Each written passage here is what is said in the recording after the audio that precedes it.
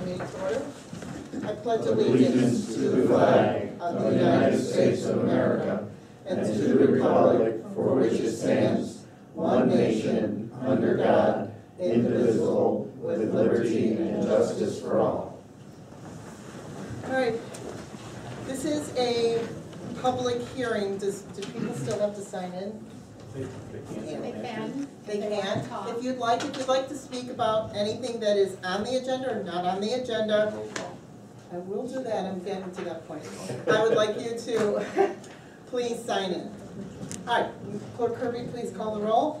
Trustee Delmar. Here. Trustee McNeil. Here. Trustee Larson. Here. Trustee DeGrove. Here. Supervisor Rush. Here. Also in attendance is Clerk Kirby and Attorney Dees. Hi. Oh, and I only talked to you just a minute ago. Highway Commissioner. All right, this is an open hearing for the budgets. Does anybody have anything to say on the open hearing on the budget? Oh, hi, Barb. First of all, welcome. We haven't had this much of an audience in a long time, so I welcome everybody who came. Thank you very much for coming. Eloise. We're not that far away. That's okay. Do you mean on the, if we sign in to comment on the Yes. budget price? Okay. Okay. Georgianne, you had just raised your hand. If you, just for, I mean, most people know who you are. If you can just give your name and where you live, please. Georgianne Duberstein, 82 Tall Oak Drive, Ainsworth. All right, Georgianne, the floor is yours. I had questions on the assessor's budget. I don't know whether you guys can answer it since he's not here. I But can try. I'm comparing it to the previous budget. And I had questions as to why, for example, the health insurance went from 46,700 and pennies to 72,000. And the dental insurance went up by 1,000. The life insurance went up by 1,100, and the unemployment insurance more than doubled. All of these things are either 100% or close to 100% increase, and I want to know why. Do you want to answer that? I'm happy to. I'm going to defer to Trustee Larson. Okay. For those of you who don't know me, I'm Trustee Larson. I'm also the Finance Committee Chair rather. This year is an unusual year for the Assessor's Office. It's what's called the quadrennial year, which means that every property within the township needs to be reassessed over the course of this functional assessment year. As part of that, the assessor has requested of us and discussed at length what he needs to be able to accomplish this and be able to accomplish it properly. It requires additional labor. That's one of the things you'll see in the budget here, is that he's requested additional labor and some additional estimates on the health insurance, other insurance premiums as well, to be able to cover the necessary labor hours required to perform those tasks. So are you talking these are permanent positions? I'm sorry. Please. Okay. That's okay. Go ahead, Jeff. Douglas Earl Williams, 154 Tall Oak Drive in Hinkle. So are these permanent positions that he's asking for, or are they temp just for the cycle? This is where it starts to get weird, is that as a board we can allocate funds to the assessor, but we cannot explain or state exactly how he intends to use those funds. The intention is that this is what's necessary for this year to be done. It'll be reevaluated again for the next budget year. So if it's determined that either we have the revenues to maintain that particular employment status, or if there's no longer a need for it, that determination will be made in the future budget year. Another question, please. Did you happen to go back and look 4 years ago to see how many employees were needed to do the quadrennial then? We did. In fact, our office manager, Dave McCartney, put together a nice presentation on that for us last week. There were some really good points that were made in that. There were some holes in that year as well because of some revolving employee considerations that occurred. So the health insurance was understated because health insurance wasn't offered to all employees throughout the year because of strange hiring and firing cycles. But generally, this was relatively close to 4 years ago on what was needed. In terms of the number of people that he needed to do this. Yeah, in fact, I think the number of people would actually, based on what we've discussed, be slightly less, if I recall. Yes. Than it was 4 years ago. Yeah. He actually gonna open the office this year? His office has been open for the last Since month. March 1st. Oh, Actually, February 17. 17th, he opened part-time, and March 2nd, he opened full-time. You ought to take the $70,000 out of his salary for this year to pay for next year. Unfortunately, we're prohibited by law from affecting his salary. I wanted to make that statement, and it Thank can be you. in the minutes. It will be noted. Thank you.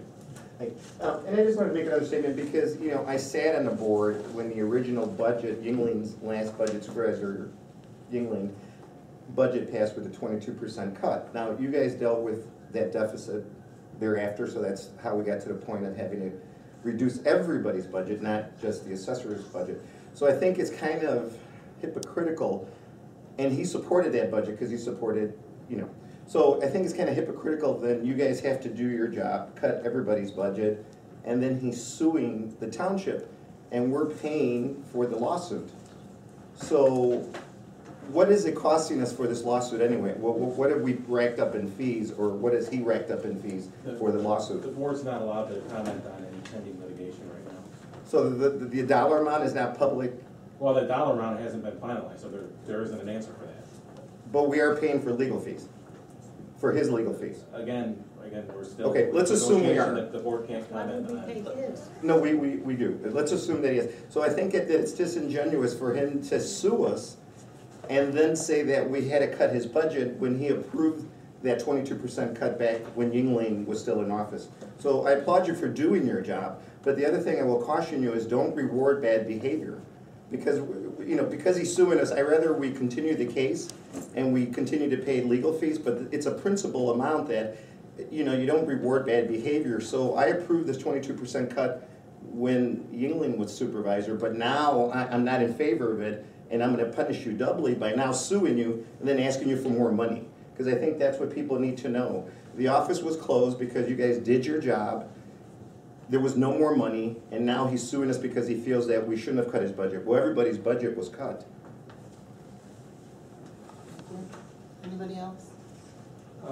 Yeah, I have a couple of questions. My name is George Dugerstein. I live in Fall Oak Drive in Haynesville. A couple of questions. When his office was closed last year, or the previous, what happened to all the employees, and were they paid anyway, or what happened?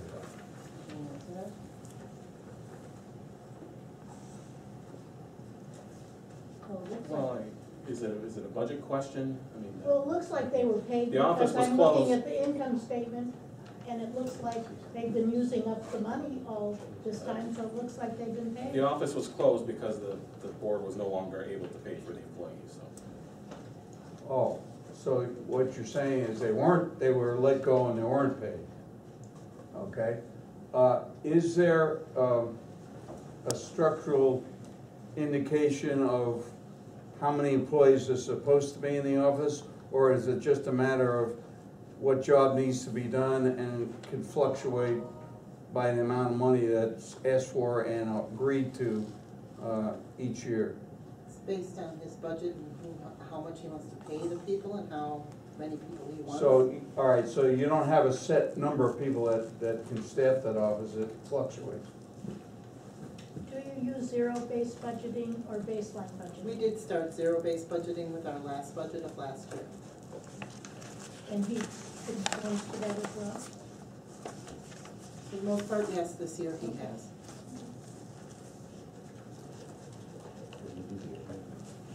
Are there any other questions? I have one. I'm Yes. Al Horker. I live at 470 North Colony Drive in Round Lake Park, right over here. And my question is, just from seeing Mr. Ditton and not seeing him here quite a bit of the time when I was here, I'm just very curious. What do we gotta do to get somebody new in there? I mean, if I had an employee that didn't do the job for what I allocated him to do it for, I would replace that person. And me as a public person here, I mean, I gotta tell you, if somebody doesn't do the job, I wanna find somebody who will. That's my thought. So as just a Joe Blow public person here, what do we gotta do to make that happen? We're just gonna leave that as a public comment. We can't really answer that question. That's more of a legal question. Let me rephrase the question. What can I do as just a public participant here to rally the troops to make something happen? What can I do as a public person? I mean, do I just to get, is there anything that I can do, in your opinions, to further this along? Well, I'm gonna have to say that, first of all, the board can't comment on that specifically because this is a hearing on the budget. And this is a political process, you know, he's an elected official, so there are certain ways in the law that you deal with elected officials. Don't do their jobs. So, okay, I'm getting it. And what are those procedures? I can't say.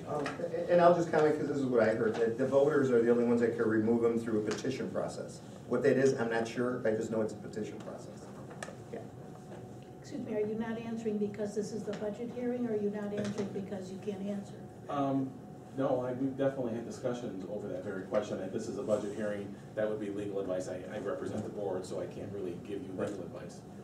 Especially how to remove one of the public officials that I represent. Sure. Okay. Barb, you had your hand up? Well, I did, Okay, name and, sorry. Barbara Jersey, 120 Tall Oak Drive, Haynesville. And mine is just a kind of a tailor to this gentleman's question. And it's sort of, so it's not really directly related to budget, but my question would be, in regard to the assessor's absence in 2014, which I believe was several months, what kind, did the village do any kind of due diligence as far as how many community members or how many citizens were not served during his absence? And what kind of bottom line impact that had to our community, to us as taxpayers, and to us as getting some kind of, I mean, we come in looking for help from our assessor on our homes, and many of us don't even want to go to Waukegan. We expect to have some kind of a guidance on a local level before we even go to a county level, because we're just that scared of bigger bureaucracy. So how do we know that? Did you do some kind of numbers? Well, the board has done their due diligence as far as trying to do what they can to make sure that the public was represented at the time the office was closed. And as far as assessing the problems for that 6 months it was closed, we're still all trying to gather that information. We don't know. And so will that be available to us at some point? That might And be if so, when? better addressed when Assessor Ditton is also present, because he can address some of the other concerns, whatever is open in the office still. I mean, sure, there's projects that didn't get done, I'm sure, that they're working on, maybe in the middle of, so we can't really respond to that. And we're still trying to get to the bottom of that, and I think the last couple of meetings, the Finance Committee meeting that was last week, and the board meeting previous to that, Assessor did address some of those concerns. So we are working towards finding out where those holes are and making sure that everything gets done and the citizens are protected. And just an add-on to that then, how are you as a board prepared to ensure the community that something like this isn't going to happen again? We can only do what we can with the budget. We have control of the budget, not control over the assessor. So and we only have so much money, the money's going down, so there's give and take everywhere. So we do what we can, but that's it.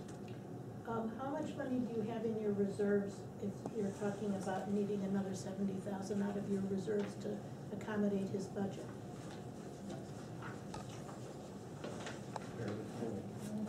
Bear with me while I grab that number. Fine. It's in one of my notebooks on the most current. Okay.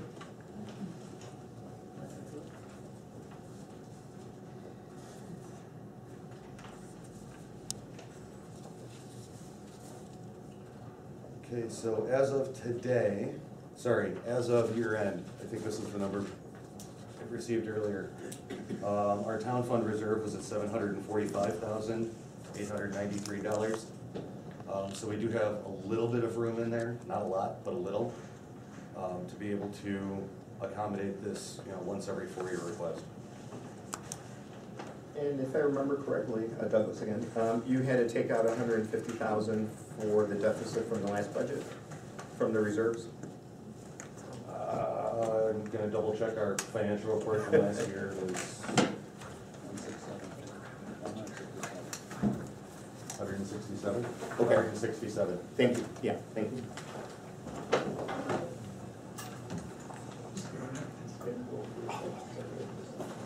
Are you gonna need 167 every year now? Pardon? Are you gonna need 167 every year to offset the deficit? I wouldn't imagine that. That's certainly not the board's intent. So the 70 for him is the only amount you're taking out of the reserves this time? Yeah, and, bear in mind, there's $45,000 in capital projects that are being done out of this, so it's a $30,000, give or take, net hit right now. Because some of that is capital improvement. There's some building improvements that need to be done, and some IT infrastructure projects that we'll probably talk about a little bit later as well, that need to be done. Over and above the 70 for him, or is that included? That's included in that 70, Oh. whatever the Oh. overspend is for this year. It's all sort of rolled into that. Okay. Okay, Thank thank you. you. Barb? Yes, Barbara Jersey, once again from Colorado. Are we gonna have an opportunity to hear the assessor, or will the assessor be making a public appearing before the community between now and April, the April budget hearing? This is actually the budget hearing. Okay, is there a final approval The between now and the very final? next meeting is the meeting where, today is where we are approving the budget. The assessor will be at the April meeting, which is the town hall meeting. Oh, okay. But the budget will be approved by then. That is correct. So we're approving a budget without him here to answer our questions. Because no one's, not that you guys don't want to answer our questions, but he's the assessor. So how can we have a special meeting to approve a budget he's not here at? Mr. Meister, Yeah, Jacob Nate? Meister. Yeah, I am one of Assessor Ditton, or I'm an attorney for Assessor Ditton. Okay. He is at and I think he had sent an email around to let everybody know he's at an assessor seminar in Bloomington for 2 days. It's mandatory assessor training. He sent around an email letting everybody know he is available right now by telephone. If there's anybody who wants to give questions, he can't be here. Assessors are required to do continuing education. But he's also required to address the voters also, is he? He was at the past 2 meetings. Well, He was this at the is an past. important meeting, this is a Doug. budget meeting. Doug, We would should you have like known me to that- get him on the phone? But we should have known that we could get him on the phone before this whole thing started. That was sent out via email to the board to let them know that he I have was it here. available. I will give him a call.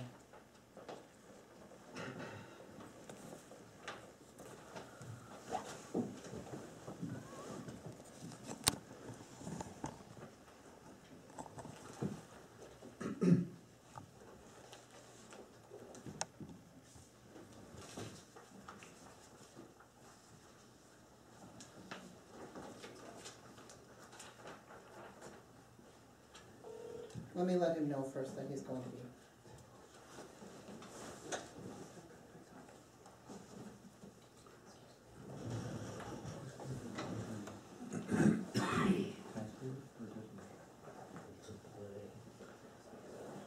Hi Chris, it's Lisa. We are in the middle of the budget hearing and we have some public here that has a question for you. Are you available to answer the questions via the phone?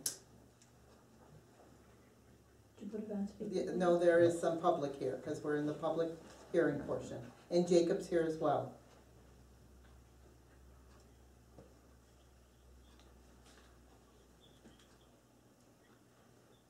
But this is a budget hearing for questions.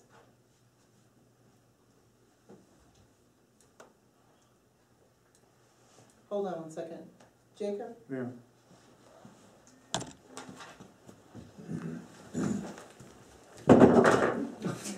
Didn't do that on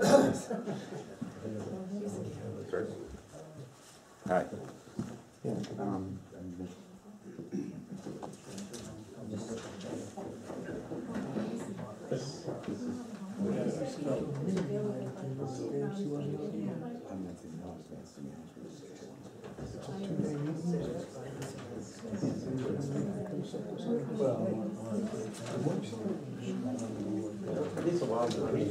While he's on the phone, Yes.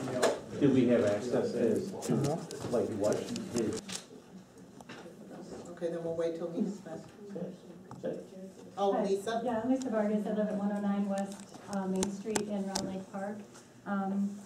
So I guess I'm coming into this a little bit late, but does the board agree to the excess money that Mr. Ditton is requesting for the budget for the assessor's office? I mean, I don't know if there's been discussion about that, if there's going to be, you know, because as the public, we don't really, I mean, I guess I don't even know, Chris mentioned capital improvements of $45,000 or so, so there's like another 30, what's the other 30?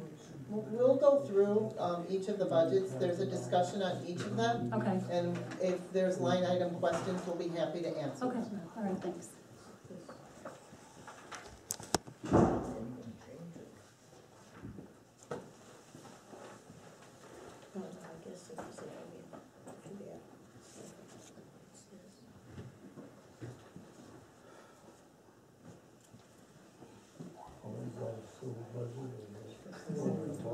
Yeah, sing along.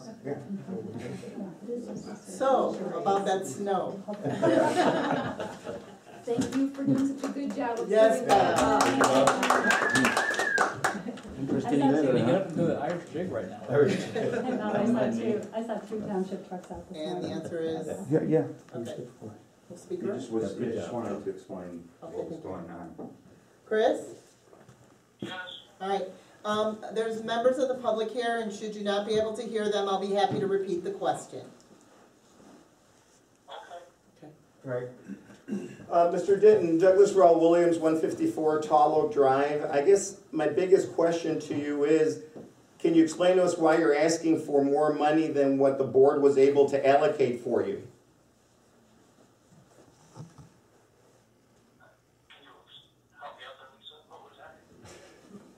He wants to know why you are asking for more money than the board allocated for you.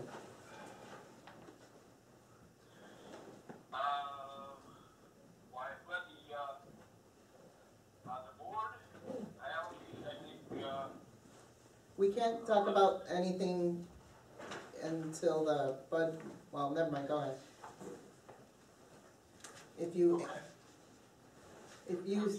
Will you cut him off if he starts talking anything? Jerry and Jacob will cut you off if you start getting into any part of the litigation, okay? Okay. Go ahead. Well, the office needs 4 full-time people to operate efficiently, so that is why I've asked for more than what the board originally published, and I've worked with the board to modify that slightly to 3 full-time people and what it looks like 1 or 2 part-time individuals. Okay, and I guess my other question would be, when you, the last budget that Supervisor Yingling approved that brought us to this deficit spending that the board had to dip into the reserves, you being a previous trustee, you supported that 22% cut. Did you not foresee how this would impact your assessor's office? Yeah, actually, as I've explained previously, when the board had a chance to levy in 2013, so this board in 2013, under PTEL, they could have gone back 3 years to 2010 and levied $890,000. And if I was on the board at the time, had I still been there, I would definitely have looked into that. I probably would have voted to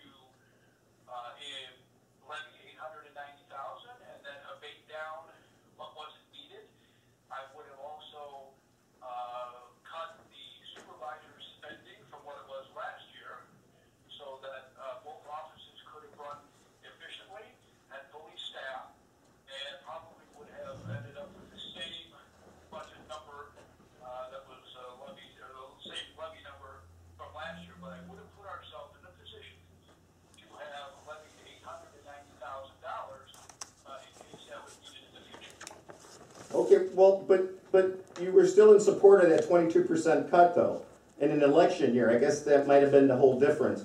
But did you not foresee approving that 22% cut as being detrimental in the later budgets to your department? Well, as I just said, yes, we reduced the levy because of the economic times that were going on. We had a situation where we had a recession, a number of people out of jobs. So the right thing to do was to lower the levy and create a little bit of a tax break for those people. But understanding that when the economy improved, we would always look at the levy. We knew that we could levy back 3 years, so we knew that the $890,000 was all we could play. So I never put myself in a position where the cuts would have affected the assessor's office. And the other thing I just said was that I didn't agree with the supervisor side of the budget last year. There were many areas where that could have been cut that would have allowed for a fully funding of my office and would have allowed for the core functions of the supervisor's office to have been maintained.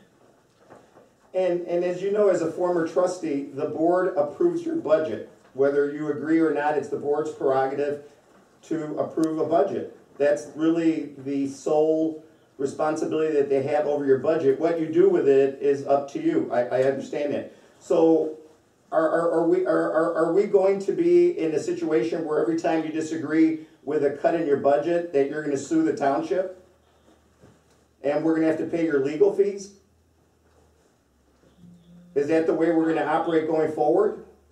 No, all I ever ask for is funding sufficient to run an efficient office. That's what the statute says. I have to be funded enough to run an efficient office. That's all I've ever asked for. But isn't it a give and take? I mean, that's the political process. It's the budget process of give and take. But it's costing the township additional legal fees beyond what you're even asking for here now. So we're dipping into reserves because you will not accept a budget that the board approves for you. Everybody else had to take a cut. Everybody took a cut, but they're not suing the township.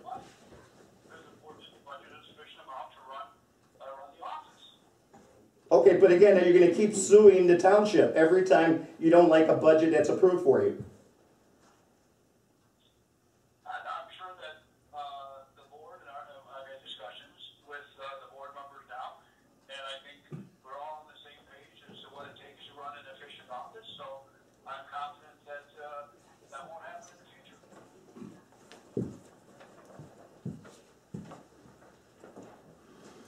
Are there any other questions for Assessor Ditton?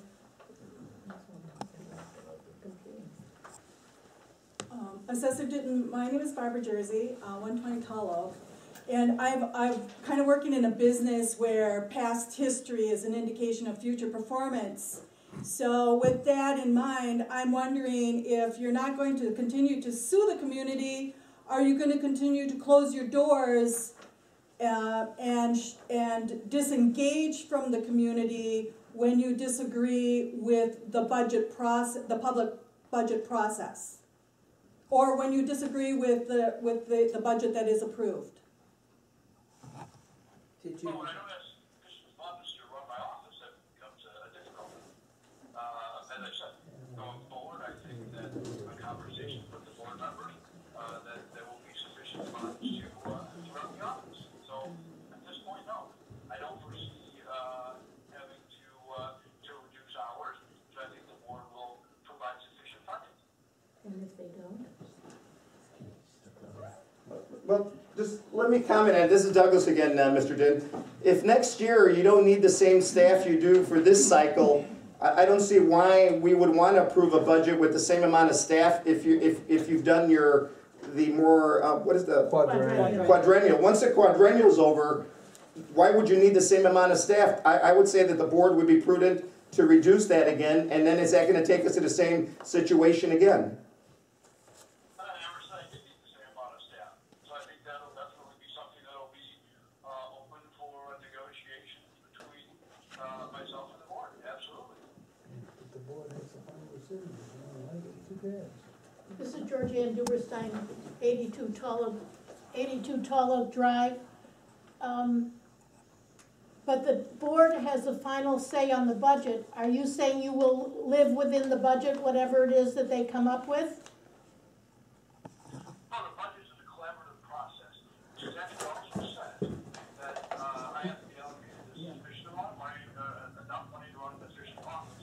So you've got that competing, I guess, for the statutory mandate. So again, I think that I can work together with the board now that we've had opportunities to discuss things that will create a budget that will allow me to efficiently run the office. We'll ask for final questions for Assessor Ditton so we can move on. Are there any other questions for Assessor Ditton? None. Assessor Ditton, thank you for answering the questions and for your participation. Okay, you're welcome. Thank you. Bye. Bye.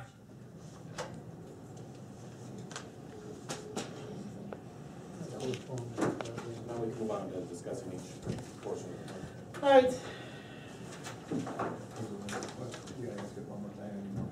I will. There'll be an opportunity after we go Afterwards, through too. each portion of the budget to comment again. Okay, we're gonna keep like public participation open. We may answer some of their questions just by the presentation. Okay, that's fine, that's what it should be. All right, we're going to go through the budget. First budget we're going to go through is the road and bridge budget. Actually, do you want to do the, Yeah, let me do a general walkthrough and then we go through the details. do you want to do the, Yeah. okay. We're going to step down and be in the audience with you. We have a screen up here. Thank you. And we're going to give you a little presentation before we start the budget hearing. We need tall guys because this short girl can't do it. Mind the goofy keystone here. So I'm just going to give everybody a brief walkthrough. This is a high-level overview. After this is over, we'll go through each individual budget in detail per the agenda. The budget presentation here is not in that same order, but feel free to take notes and we can answer questions as we go through. So a little bit of background. Last year, we went through a process of restructuring the way our financial accounts worked. We tried to get all the account numbers aligned across all of the different funds. We went through the zero balanced budget process. So we started with zero on everything and found out what we really needed. We also have an issue with revenues in Avon Township, as some members of the public have commented. We've got reduced revenues over the past few years. It's less than any other township in Lake County. And of course this year we have our quadrennial year, which provides some unique challenges as well. As we continue to work forward, we're working towards establishing long-term capital funds so that we can earmark appropriate monies for long-term projects that need to be done throughout the township, whether that's building maintenance or other things. We're working towards that. We have been mired in some uncertainty due to litigation. A lot of that came up during comment as well. So there is some uncertainty with some of the line items in the budget. And looking at the budget, you know, we're looking at a point where we may need to really look very hard at a levy increase back to 2009. And unfortunately, at this point, our only options are to go to public referendum. Depending on which unit of government we're talking about, it's anywhere from 7 to 10 years where, based on the capital projects that we've identified at this point and the ongoing budget needs, we could be in some serious issues. So some of the things we're dealing with. Last year we did get all of our windows replaced, the carpeting replaced, and some new paint in the building. Windows, we had some leaking issues. In fact, during one of our meetings, I think Gene Carey, who's a member of the public, got a nice puddle of water shot on the floor. We're also looking at some new exterior doors for the building. Some of them don't shut at all. Some of them are rusted out. There's, in addition to, you know, just they need to be done for security purposes, there's also liability issues with somebody opening one and getting cut. And we're looking at some IT infrastructure overhaul. Long term, we know we have a parking lot that's well past its replacement date. Our HVAC system is also past its replacement date. We're going to have to look at those within this building and remember that it houses not just the township, but also part of Lake County Health Department right now, along with our food pantry. Brief overview of the budget. And I apologize, Bob, I did not have the revenue number for the permanent hard road in here in time. But it sort of gives a little breakdown on, you know, the revenues and expenses by general areas here so far for Avon Township. The revenue number here for permanent hard road should be significantly higher. I apologize. Somewhere up in here. 897. For the tax. Yeah. But it gives a little bit of an idea. One of the things that I try to remind everybody is we're government, so we're basically a service-based entity. The majority of our expenditures go into salaries every year. It's part of the way service-based industry works, not just in government, but even in corporate America. Could you go back there? Can we ask questions as you go? Sure, feel free. What is permanent hard road? I mean, what is that exactly? The bulk of that fund is used to finance projects on roads. Okay. So like this year we have about $450,000 allocated for road projects, although it'll end up being somewhat less than that this year. With permanent hard road, with the road districts levies, or the budgets, they're always overinflated just because of the nature of the work we do. We don't know what's ahead of us, so we overinflate by it. But you can be assured that we never spend what we don't need, but we have to have the money there for emergencies. And it's plowing, so I mean. And plowing and salt, all that stuff is always. And the bulk of it is done in township roads, correct? Right. And I assume that R&B isn't, Road and bridge. oh, okay. Not rhythm and blues. Not rhythm and blues, okay. GA is general assistance. Okay. Just, yeah. You know, on all this graphic depiction, just looking at it visually, I'm wondering why, you know, when you look at each one of the 5 categories, why, can you kind of explain where we get the revenues from the township, the assessor, the GA, the R&B, and the permanent hard road? Because in relationship to their salaries, it looks like everybody else's salaries are half to 3/4 of the revenue they bring in, but yet the assessor, now I understand, you're gonna say again, the assessor's just not getting the kind of revenues they need from each one of our assessments. Well, let me. But their salaries are so much higher than what he's bringing in. So would you tell me why that is, given what everybody else's revenue? Yeah, I'd like to answer that in a couple slides if I could, because it'll make a little bit more sense. But to answer the question about the revenues, the town and the assessor get all of their revenues from a single levy, and it's kind of split between the two of them. GA has its own separate portion that's allocated from that levy. It's dedicated to GA services. So our total levy within the township last year was $710,000. Of that, 20% is earmarked for GA. So that portion automatically gets pushed over there by law. We don't have control over that earmark, it's a statute. The balance of that goes and is commingled between the town and the assessor's fund. The assessor's fund is technically considered a sub-fund of the town's overall fund. Explain what GA is. GA is for general assistance. I'll let Supervisor Rush express that. General assistance is the assistance for someone who comes in. We have general assistance, emergency assistance is both covered under there. Someone with general assistance has no income. They might be living in subsidized housing, but they still need some help because they have no income. They could be applying for SSI benefits, and they're in the process of, so they don't have any income. So what we do is we help them until they get that income from the state. So we're kind of their in-betweener, if you will, to help them out. We have a flat fee that we give them each month, and it's supposed to cover whatever bills they may inquire.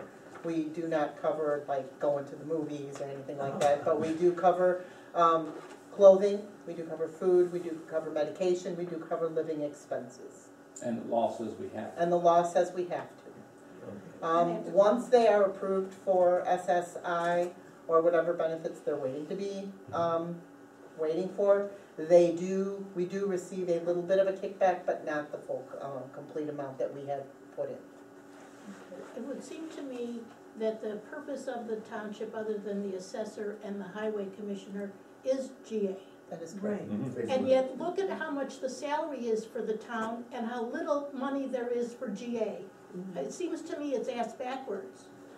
Well, understand that the elected officials all have to come out of town, with the exception, I think, of the highway commissioner and the assessor. All of the elected officials come out of the town budget in addition to regular staff. The assessor. The assessor comes out of that fund, it comes out of his, it's allocated through his sub-fund, but, Is there a law that you have to pay, the salaries at this level? depends on, well, as far as the elected officials go, before this board took office, the prior board had voted for our salaries, I think it's 180 days before the election.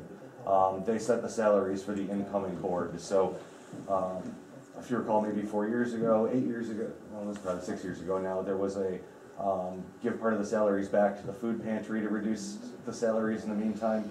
It's not something that could be done automatically, it was something that each individual official had to opt into and go through a whole process to manually make that happen. I mean, that's not something you can put in your budget? Yeah, we had, I mean, we could give our salaries back, that's fine. Out of your own, like you, I was part of that team that gave and what you're supposed to do is you're supposed to write a check at the beginning of the thing. It cannot be taken out of your paycheck. You have to get paid for that amount, and then you can pay it back. We had it set up, state law. You have to take your compensation. Has to take the compensation. I think that the important thing is salaries are set just before a new term, and they're set for 4 years. So we cannot adjust the salaries for the 4 years. Right, that's Now, like at the end once of we. this term, we will set the salaries for the next 4. Right, it's done like that, so, like, if we all came in and thought we were just wonderful and we all deserve, $150,000 a year, we don't do that to ourselves. It's done by the previous board, regardless of who comes in the next term. And one of the things we did do, because the food pantry was a not-for-profit, we did deduct for the food pantry for not-for-profit, and it was donated directly there to them, so. And when is the next election for the board? It would be probably about November of, no, I meant in April. 2 years from now. 2 years from now. 2017. She's wanting to know, I think, when the next set of salaries are being based on, that's what I'm, see, I knew what she was asking. Just 6 months before the election, any time before 6 months before the So election. it's about November of 2016. And that's the elected officials' salaries, not the employees' That's salaries. fine, that's the ones I'm talking about. Well, the numbers here reflect all the salaries, the employees and the elected officials. So once again, I'm not sure I was answered. Why is the assessor's bar chart got an inverse relationship to everyone else? It's kind of an income split sort of a thing. It's representative, really of an approximate split, but the town side has slightly more on there for the capital expenditure as well to help cover some of that. And for other basic items too. Yeah, The assessor has more employees than the town but he side does. He has more employees. She's saying is necessary, given what's the revenue available. So how will that ever catch up? Well, one of the catch-ups is the assessor performs his job duties appropriately, the EAVs and the challenges that come through the office of the assessor. Basically, the property value within Avon Township should be increasing appropriately based on all the various performance index levels. I can't speak. 27,000 parcels that are assessed every Yeah. year. So it's 27,000 parcels. That's the highest number of parcels in the county. It's significant. Some of them may be cookie cutter homes where you've got subdivisions where there's 6 different units. Other ones are incredibly complex commercial properties, like some of the medical buildings that have just gone in, where there's all kinds of different levels and different compliance regulations that are involved with that. So in some cases, it's a really easy formula to apply to 150 homes in one area. In other cases, it could take a couple months to be able to get all of the details accurate for another one. So it's not just that there's 25,000 parcels. It's the amount of work that goes into all of those parcels, understanding how other townships work. Fremont, as an example, I think has 6 employees. 2? They have 2. Is it Wakanda? No, nobody has 6. But there's a number of them. There's a number of them where there's 4s and 5s. This is the lowest per parcel for the number of employees that he has. So each employee is responsible for more parcels than any place else in the county. And not only do they do assessments, but they also have to, any appeals, and there's thousands of appeals filed out of Avon Township. That's what Assessor Ditton was doing. He was at the county building arguing and handling those appeals last fall.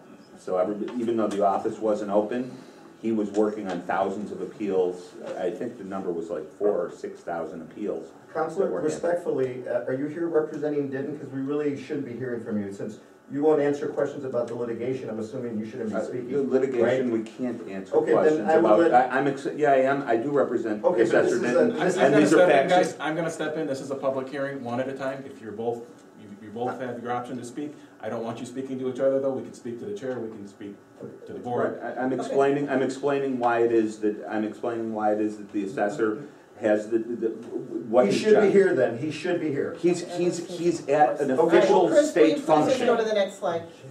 One more question. Do you have motor fuel tax money? I do, that's not reflected in that budget. Motor fuel tax is held by the county. That money, I never see that money. The county has an account, and a certain amount gets deposited in my account every month, $1,200–1,600, whatever it is. It goes in there and it sits there in the account until I want to use it for a road project or other approved projects by the county. Usually, what I do is I bank it for historically it just gets banked because it's such a small amount, so we bank it for 3, 4, 5 years. And then last year, for instance, we used it for Lakeside because we had banked Lakeside Drive and Highland Lake. We used it for paving, for resurfacing, because MFT built up enough that we could use that money for that project. But correct me if I'm wrong, it gets banked at the county level, not at the township level. At the county level, Yeah. we never see the money. It never comes to us. So that's not reflected in the revenue? No, it's not. That money just goes, like I say, the county holds that money, and they actually pay the contractor. They're the middleman for that money. We never actually see it. Okay. Yeah. Like most governments, we are on predominantly a cash basis of accounting, so it wouldn't be right for us to accrue for funds like that. That would be in a different form of accounting. So the money's sitting there. Bob knows what it might be, but we can't really account for it until we actually take the money in. Just wondering about the revenue. Well, so the thing on the road portion, the revenue that goes to pay for that, is that coming out of the motor fuel tax, or does it come out of the revenue that the county gets? The motor fuel tax, when I do work, the motor fuel tax usually is work that's done that the county used as an engineer. So that the county normally has to be the engineer for the project, so we use for motor fuel tax. So there's a representative from the county who's out there like last year when we resurfaced over in Highland Lake. That representative will be out there. He puts the bid package together. He goes out to bid. The county charges a flat rate, like I think it was 8% last year. So just like any other engineering firm, but for that they go out to bid for you. And then it comes out of that portion that it comes out of MFT, and then you're not held to that MFT amount. So say last year we had 90-some thousand in MFT, but the project cost like 105 or whatever. So we take we use our MFT funds that are available. And then we can take the bulk of it, or the remainder out of the permanent hard road and pay the balance. So, just for clarification, do you just have one source of income for the township? No, just, what is your source of income? Just the property taxes and that's it? And you just have basically one source of income? There's 2 levies. Well, there's property tax, there's property tax, there's MFT for myself, and then there's grants, Grants aren't guaranteed, but we have been on a regular basis getting it. For these larger road projects, we usually can get anywhere from $75,000 to $100,000 a year. On the town side, there's also replacement tax as well. I'm sorry? Maybe right now, we are also getting replacement tax from the state. What is that? It's kind of like the sales tax version for townships. Oh. I guess is the best way to explain it. And it's all state controlled. The state can say, well, we're not giving it to you this year. Yeah, which is what's townships probably used to gonna get a portion of sales tax, but in 1979 they did away with that. So it's a Way to make good it. measure, they brought in replacement taxes and we, Okay, you know, but, you know, it's at the mercy of the state. okay. I know at the village level, they don't know how much money they're gonna get before they have to do a budget. Is that the same that you have at the Avon Township? We can estimate. You know, we estimate based on the prior year's levy, what we received, what we're expecting to based on the current. But you don't know exactly what you're So- gonna get until after the Right. budget. So we've got our best guess. It's relatively accurate. But it's, you know, certainly could fluctuate one way or the other. If the replacement tax doesn't come through this year, that's an impact. We've also got some lease income that we've got from the county. You know, we can calculate a lot of it pretty close. But yeah, it's the same with municipalities. We don't know until after we've said, this is what we expect. But we're trying to get that as close to realistic as we can. So, just to continue on, our revenues increased by a little bit. We had some reduced EAVs to go with the levy increase. Some of that has been,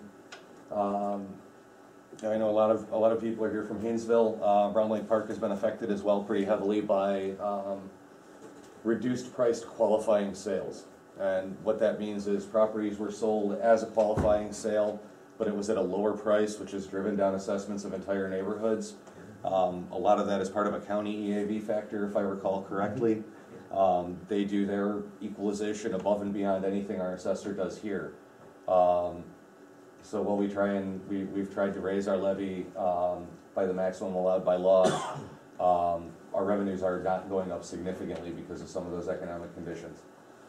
We had to do some increases to our contingency and legal funds based on changes in our insurance and some of the legal uncertainty that's been clouding the township. We've had to reduce our grant funding, and this is one I think that we struggled with a lot. Is that the town, in addition to the GA side, would offer some type of funding to some of the senior programs and youth programs. We're still making sure that we can support the Northwest Demonstration Project for the PACE bus. But there's things that we aren't able to do as we've had reduced revenues. And then I mentioned the door replacements a little bit earlier. Just a quick question on the one right above that. I know you have a firm number based on legal fees to date, but you're talking about the contingency. Can I ask what kind of funds you are anticipating for future legal based on this situation? Unfortunately, we can't answer that question at this time. The contingency number, I can speak generally about it. The contingency number is made up of a number of factors, including things like insurance deductibles as well. We can put a number in there. It doesn't necessarily mean anything. Right, we won't know until the board has actually got a settlement in front of them and they vote on a settlement, which they don't have, so. Okay. Well, thank you guys for answering questions that really should be answered by the assessor. He wouldn't be able to answer that question either, seeing we are in litigation on some of these as well. Well, I didn't mean the actual litigation amount, I meant the amount you were planning on setting aside to fight. Okay, thank you. So a slightly more detailed breakout of the town fund. As I mentioned earlier, this is a service-based business. The majority is going to go into salaries. We also have professional services. Some of that is spread out across all the units of government that are here. You know, there's you know, building maintenance, anything that's related to the building. You know, that's sort of rolled into this stuff. We've got our capital improvements that are related to the building or township properties that gets rolled in here as well. You know, utilities, so on and so forth. So that's really the way the town fund breaks out. Salary is the largest portion of that. And that is inclusive of the assessor division, right? No. No? This What is is the town fund. professional services? It could be accounting services, it could be legal services, it could be, you know, any type of outside service that needs to be brought in, mosquito spraying. I think that's in there. We'll go through that in detail, but generally speaking, any professional service that might be necessary. Under ours, we have accounting service, legal service, data processing, liability and general insurance, and contingencies. So that's a little bit skewed. It says salary, but they're not talking about just the salary of the employee. But he had talked about professional services, Right. and they wanted to know what was under there. What does COMM stand Community? Communications. Sorry. That's postage, publishing, printing, and other communication.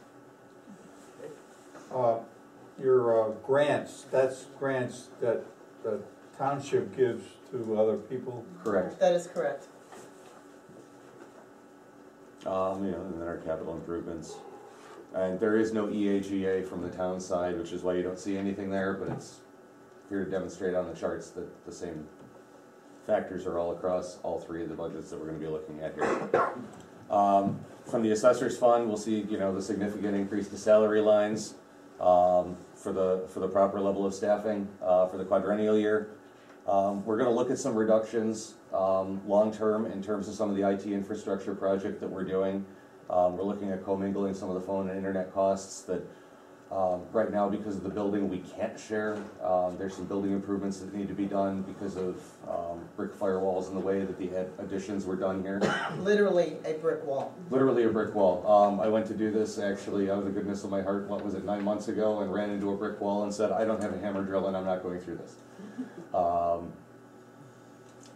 But the majority of his expenses from last year remain flat. The biggest increase is in the salary this year, which you can sort of see here. And this does not look significantly different from last year's chart, for those of you who were here. The majority of what happens comes down to salary and staffing. There's office and clerical work, there's field work, and they have professional development at a level using their CIAO certifications. They have to be skilled in some of that. How many people is he planning to hire?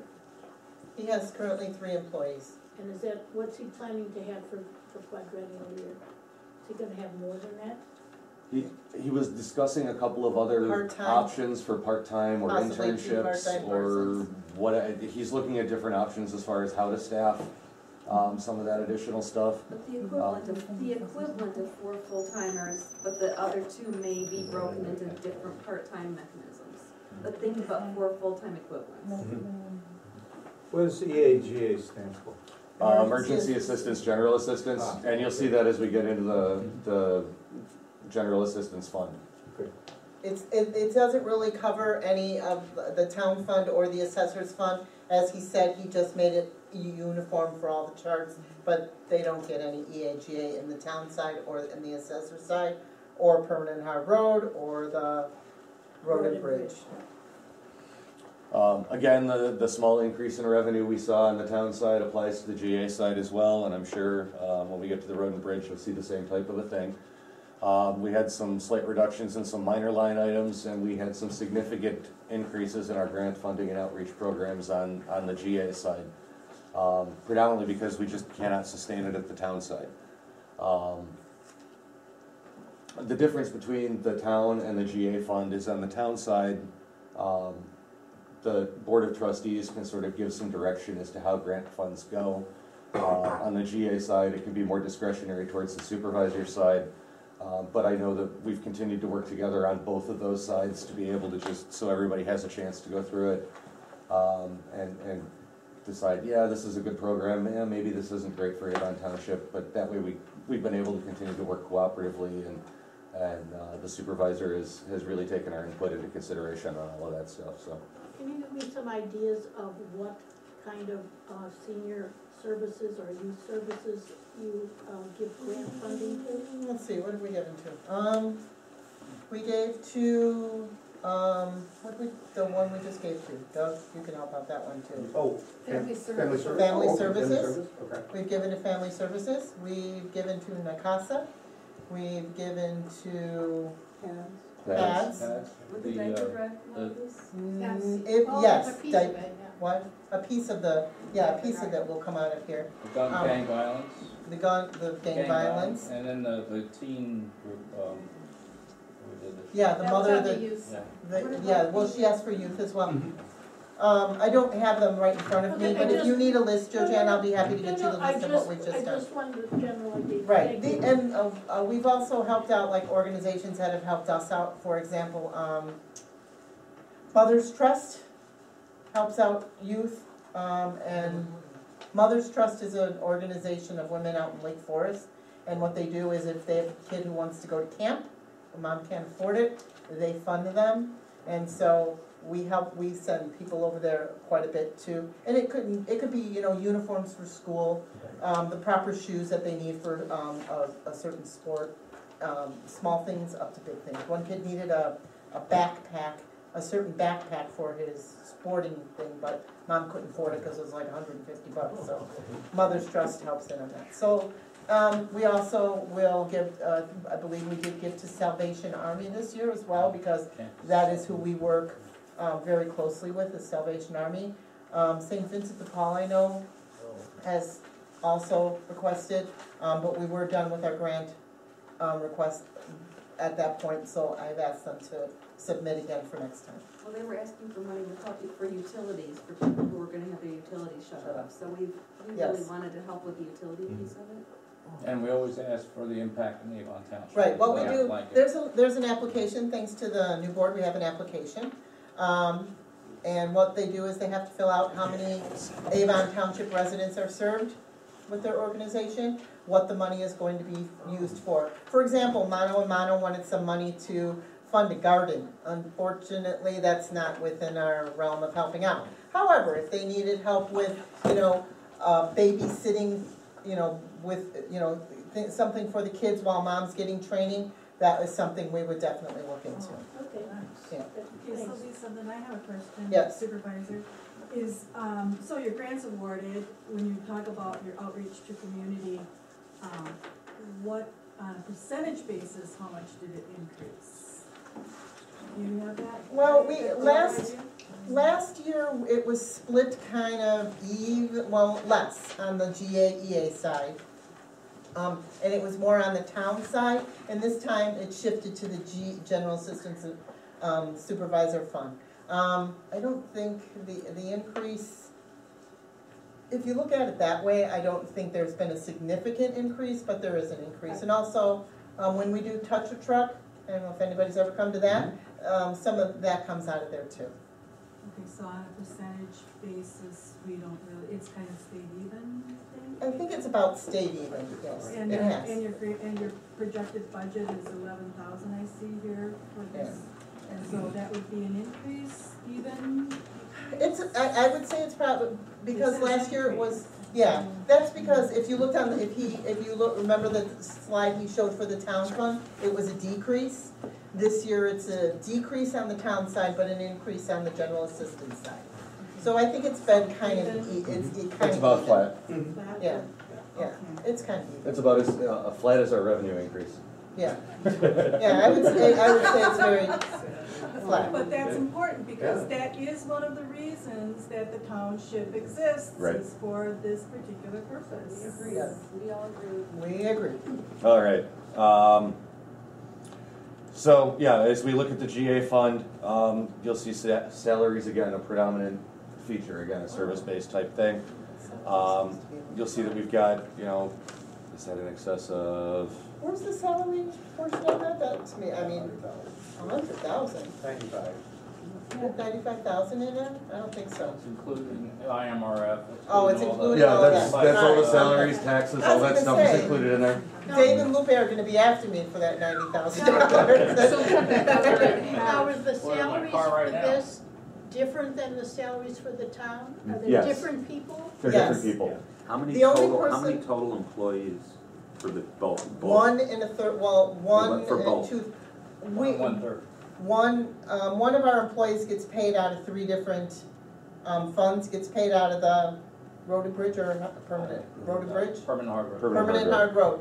1/3 out of permanent hard road, 1/3 out of town, 1/3 out of GAEA. But total between town and GA? 2 people, Okay. that's it. There's 2 And employees. we also have the lowest number. 1 1/3. What? 1 1/3. 1 and a 1 third. 2/3. No, I'm only. Oh, 1 1/3. 1 1/3. 1 1/3. Well, they were asking both town and GAEA. Yeah.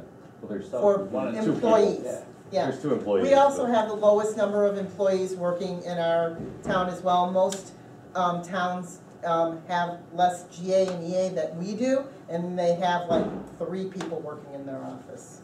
So we also have the least amount of people working in our Can we office. request a salary survey of the surrounding townships?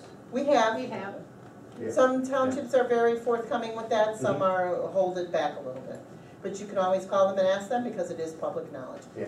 And can so also- there's how many people that are being paid this $100,000? 1 1/3. Well, Wow. that's a, Mine that are is long a, cut That's no, a that's really a skewed slippery number. slope. That is Yeah. not all salary. Yeah, that's what I was just asking him, because I was like, where's So this there's, coming? there's But that salary, includes there's insurance, there's taxes. taxes, all of that stuff is rolled into a salary group. all Right. pushed in Personal there. service costs. Yeah. So their actual salary is probably half of that. Yeah, so the cost for Less it, than half of that. and this is true in any business, whatever cost you have for an employee, whatever your hourly rate is for that employee, in a business, expect to almost double that. That's just For absolutely benefits, normal. benefits and Okay, taxes and okay. all It that just- kind of thing. It does sort of blow your mind when you just look And at we it. actually. Yeah, you look at it and go, what do you mean you're spending that much? But there's Yeah. nothing in there, there's nothing in here for taxes specifically. It's Okay. all rolled into a salary and person, you can call it a And personnel actually, line. on the GA side, we actually only have one employee who takes health benefits, so that actually only covers one person for health benefits. To answer your question, Georgianne, we have done an analysis on our salaries versus the other salaries in other townships, and we are the lowest salaries. Yes, And we we're are, okay we with have that. been For too. elected officials as well? Yes, Yeah. yes. Yes. Well, sort of, there, some of the townships are going to part-time elected officials. For example, we'll just use Palatine because I remember what it is. That supervisor went down from a full-time salary to a part-time salary, so she's only paid like $25,000. But there are, townships in the area too that are like that. Shields, just brought theirs down to part-time as well. But they also have less poverty. We have more poverty, so you're serving more. Yeah. Well, they probably have more staff then.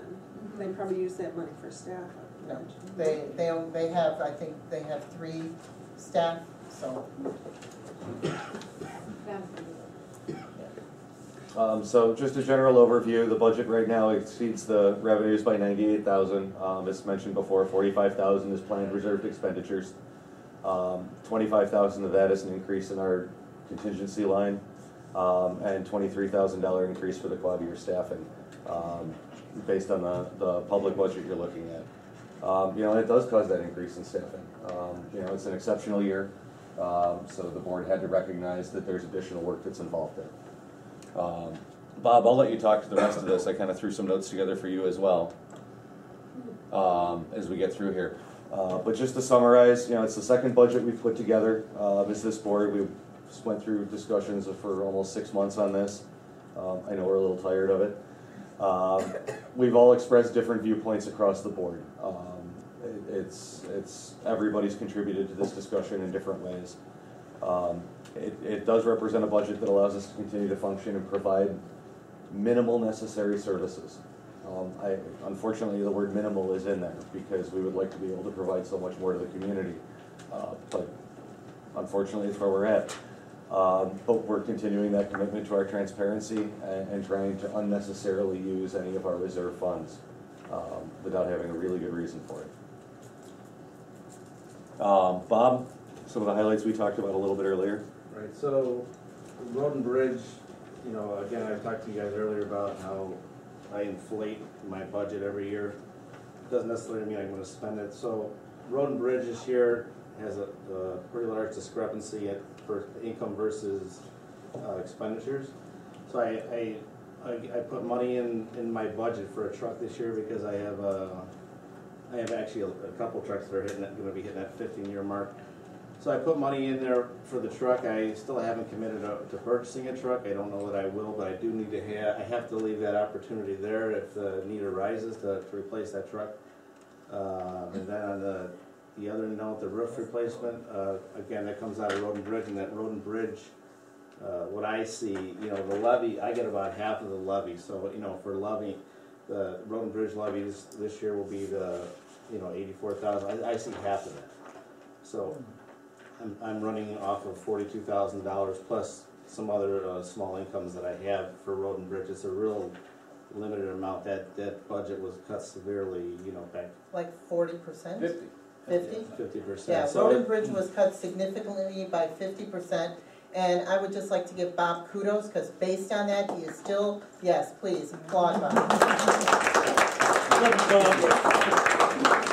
Despite the fact that his budget was cut by 50%, he's still getting it done for the township. And you didn't sue us, Bob. Thank you, Bob. So what I am gonna have to do this year, so I'll give you a for instance for last year. So you'll see an inflated budget for this year versus income, but last year was the same thing. I had budgeted 126, and with a $62,000 income, or 64, excuse me, what I actually spent was 82. So I deficit spent about 18,000, but I don't have that. I just, it's impossible not to deficit spend in road and bridges. And I can pick two line items, which is general liability and insurance, and say maintenance on the equipment, and that's the end of the budget. That covers the amount of money that I bring in. And I still have, page full, I still have 20 other line items. So I have cut every line to the bone. Last year, I think the road and bridge last year was one of the lowest years, if not one of the lowest years in memory, for how much money we spent. So I'm doing my best, but there are some things, like I say, like the roof.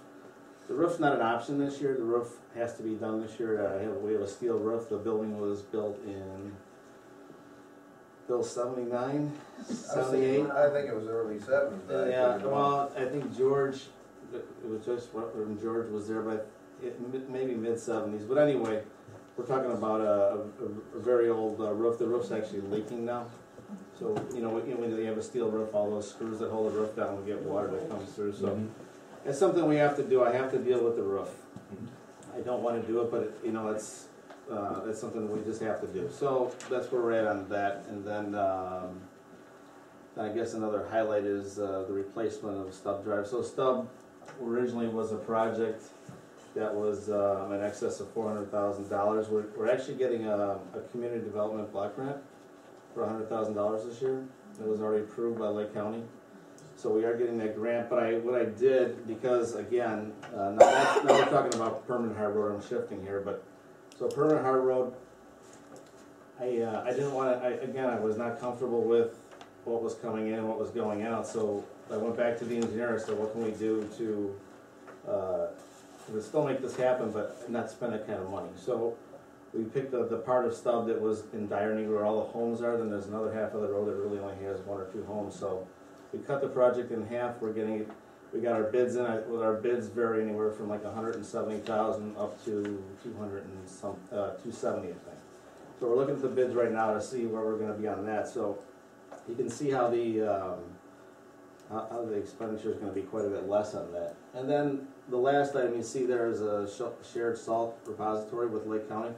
Lake County actually, as of, just to update you on that, Lake County is kind of backing out of that. They're doing their own thing. They're happy with the storage that they have. So they have 2 salt domes. They can hold, I think, 44,000 tons, somewhere around there. They're well equipped. So some of the areas we're just starting to talk. What we're trying to do is have an emergency salt storage. So like last year when we had this big winter, and then there was big price gouging. We were getting. I think we had to get a couple loads of salt from Iowa. Wow. So yeah, so you can imagine, the cost is just crazy. So what we're trying to start to do now is look at putting maybe some not just townships, but villages get together and maybe build some kind of storage facility to store emergency salt. It's not salt for every year, but it's there to hedge against these bad years when we're paying that that exorbitant amount for salt, so we can pick it up when it's cheap and store it and have it there when the need arises for an emergency. Were they doing something with Haynesville?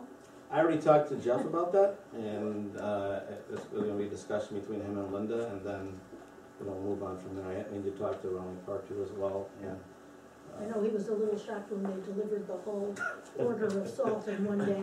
Yeah, we got the same way. We had semis lined up down the road, but that was the deal. When we got the salt through the county, it wasn't a deal you had to take it one day, but you had to take it prior to November 1st because you get it for $2 less a ton. And when you're talking about for us it was 700 tons. It's $1,400 to me. It's a lot of money. So anyway, onward. Sorry. So this is based on, again, the numbers that you've got in your packets here. You'll see that salary doesn't come out of the road and bridge fund. It does come out of permanent hard road. But you can see that compared to the other budgets, the tiny little amounts that Bob's talking about is, you know, there's just not a lot there. I believe the maintenance is where you have the roof, Bob? The maintenance is that, yeah, because we're not replacing the roof, we're having it coated, so we're gonna do a repair on it, so they'll clean it thoroughly, and then they'll go through all the screws, and then they're gonna put like a coating on top of it, and it was the most economical and long-lasting, short of replacing the whole steel roof, which I didn't wanna do. And then you'll see the truck is over here as that capital improvement. So, yeah, that, again, that's still something that's floating out there. I'm still not, I'm not comfortable with doing it. I mean, I do have money there in reserve, but, you know, you like to, and especially in a highway department, you like to have reserve for emergency purposes. I mean, not that a truck isn't, but, you know, there's other things that are as important, so. And then the permanent hard road. So permanent hard road for salary, it's me that the salary comes out of. I have 2 full-time employees. We hire contract guys, so I have guys that I use in the wintertime. They come in, they plow, they leave, and they're done. I don't have anybody extra. So out of my salary line item, though, we have myself, we have the 2 full-time employees, we have Suzanne. Most of you know Suzanne. She drives the bus, and she does all, you know, she does my secretarial work, I guess you'd call it, and then I pay a third Dave for bookkeeping. So Bob, you ramp up with part-timers or seasonal for those peak seasons. Right. And then you, not let go, but they know it's a seasonal job. It's a temporary position, they know that. Yeah. You know, the same guys I've had for, one of them's been there, I think, probably getting close to 8-9 years now. He helps out in the wintertime when he's gone in the summer. I'll have situations in the summer where I require extra help for storms, tree damage, stuff like that. And I'll call them back, and they're always willing to help, so I'll bring them back, and then. So it's a good model to look for other departments. Yeah. Yes, it is. Could you tell me approximately what the cost of running the bus is? You know what, I'm gonna be perfectly honest with you, that's something you have to ask Suzanne, but I can tell you this. And she didn't know. Here's what I can tell you. Here's what I can tell you about the bus. What we did with the bus is I don't know if you're, I think most of you are aware, we switched over to the van. Mm-hmm. Yes. We switched over to the van for one main reason. We didn't have the volume to support the bus. Right. Well, But the main reason was the rent on the van is the same as the bus. It's $100 a month. But the major difference is we don't pay for any maintenance. And I mean routine maintenance or repairs. If there's something wrong with the van, Suzanne brings it in, they fix it, and it comes back to us, and that's the end of it. So we put no money out, nothing comes out of my budget for the van for maintenance. We pay for fuel, and we pay the $100 a month rent for a pace, and that's it.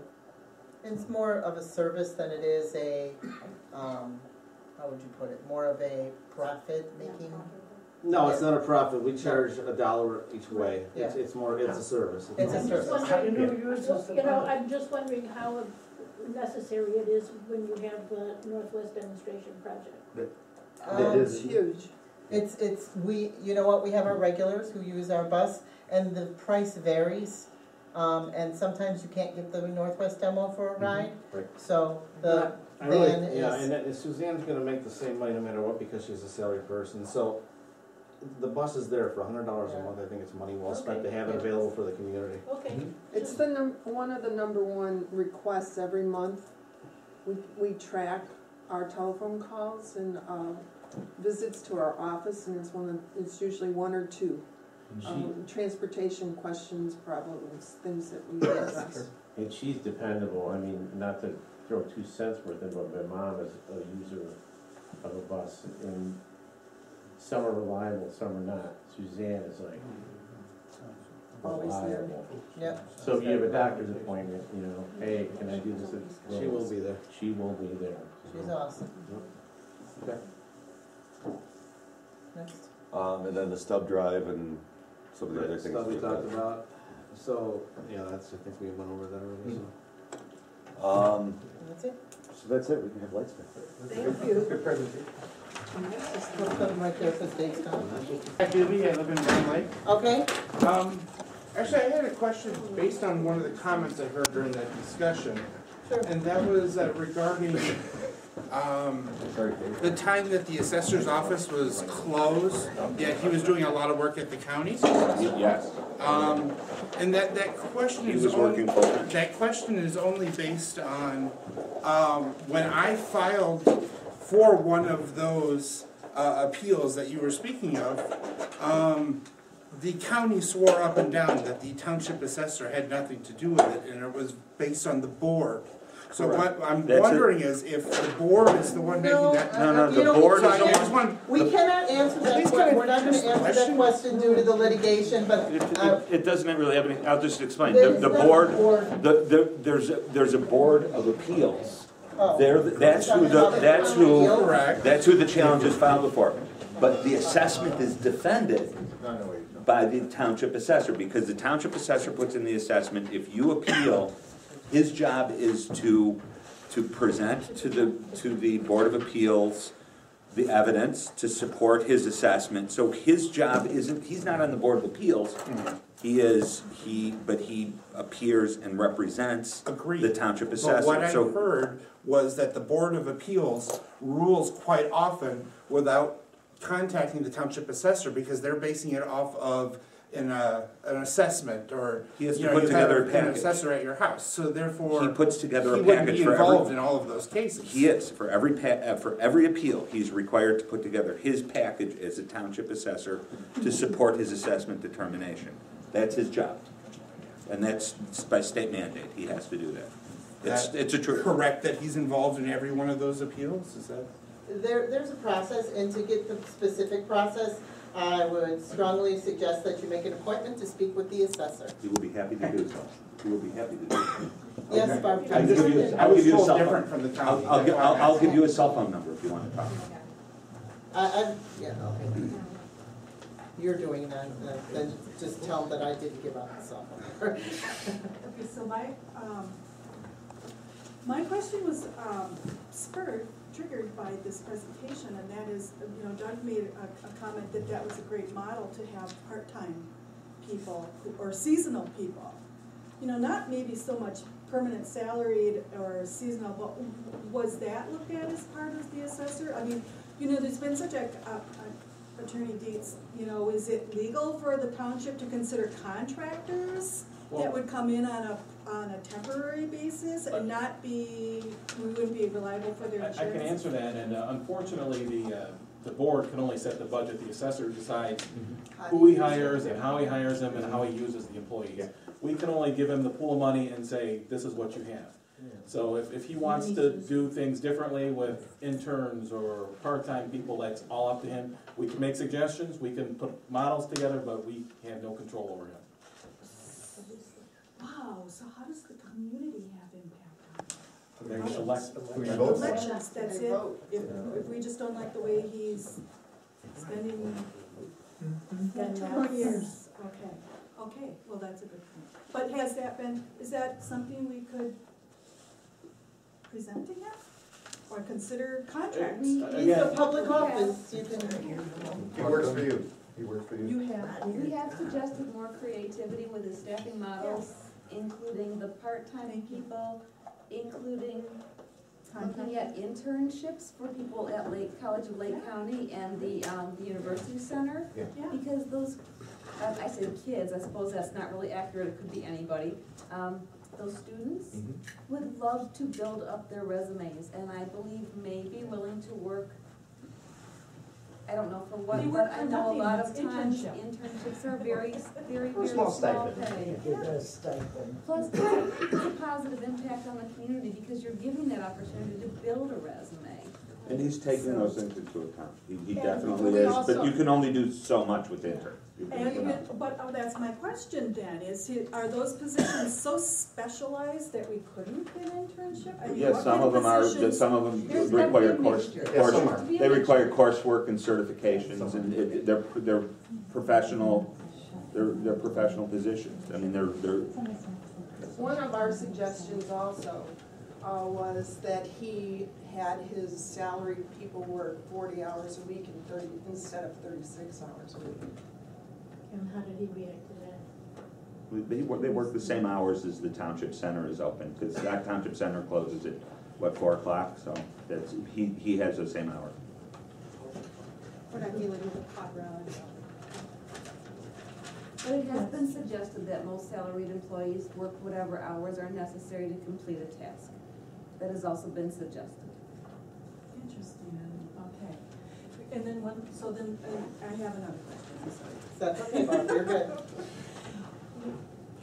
Overall, the town, the assessor, the highway commissioner, across the board, on a percentage basis, how much did each one of your departments reduce? Because I'm looking at this budget, it doesn't really mean anything, it's just showing me numbers. I don't know on a bottom line what that means this year. If you were asked to reduce, how much did you guys reduce? There were some line items that were reduced and other line items that just, like taxes and stuff like that, we cannot reduce. Okay. Yeah, the largest cuts came from last fiscal year. I know we removed an entire salaried person off of the GA side. And that was the largest cut we had to make. We also made, as I said, we also made cuts on the grant side as well. So, and that was, last year the grants were a lot more than they were at this point. We brought them up just a tad bit more, but they are nowhere near close to what they were 2 years ago. Does the township have information about just how many homes in the community, Avon Township, are taxable? How many are vacant? How many are? I believe the assessor has those. I believe the assessor has the answer to that, so you can always give him a question and ask him that. Thank you. There's a total of 27,000 tax parcels in the township. I'm not talking about parcels, we're talking about people who have abandoned their homes or sitting there vacant, or, so you're not gonna get anything out of that, you know what I mean? Just. Well, if the bank owns them, they have to pay. Right. All right. Oh, Mr. Denomey, go ahead. First I forget to give you a hug and then I leave you out there. All right, go ahead, Jim. Blow me off. I'm sorry, sir. Jim Denomey, 120 Total Drive, Hansel. When trustee Ditton became an assessor, he was not qualified for the position at that time and had to go into some training in order to become an assessor. That's not true. Oh, He that's what I heard. received the training before, he could not accept that position until he was qualified to take the position. He had to go through some training. Yes, he in order to did. do that. My question is, was the training, the certification that he went through deep enough for him to perform the functions, some of the functions of the people that were laid off? And if not, I don't think the board can answer that. well, someone had to do the due diligence to say, okay, you can do all the stuff as an assessor. Once the assessor's budget is set, it is up to him to run his office with the budget that he's given. So whether, and run it how he's supposed to run it. He runs it with, the people that he hires, or however he does it, but we cannot, once the budget is set. So it has nothing to do with the duties that were And required by the staff? he's an elected official, so that the voters actually decided that he was the most qualified. I guess my question was, because I noticed on the door that there were two numbers, or a couple numbers, one for Waukegan and that there was one to contact him. But I guess my question was, was the training sufficient to qualify him to perform these functions? In lieu of an absence? Are you asking if he's certified to be? He is certified to be in the position where he is.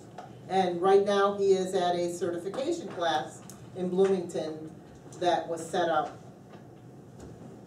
at this weekend, at this time. So he is recertifying himself, taking classes to upgrade his position. He's got mandatory classes he has to take. Just a question, if I may, for information only. Yes, sir. If it was said that he had to take these courses before he could accept the job, Who paid for the courses? He did. He did, okay. Was it reimbursed? No. To become qualified, as a CIAO. What do you call it? Yeah. That is a course you have to even deputy assessors within the office, you have to pay for your classes on your own to obtain that position. Classes I believe he has within his budget for each of them to take a class to recertify themselves, but they have to certify themselves to get into that position.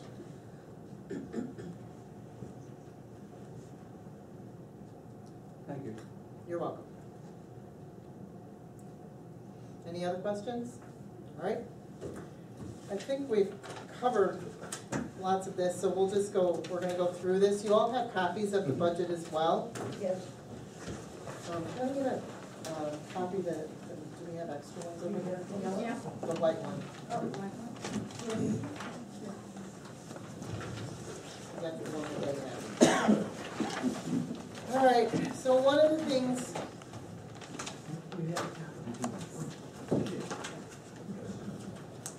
There are copies of the other one. Do we have copies of this?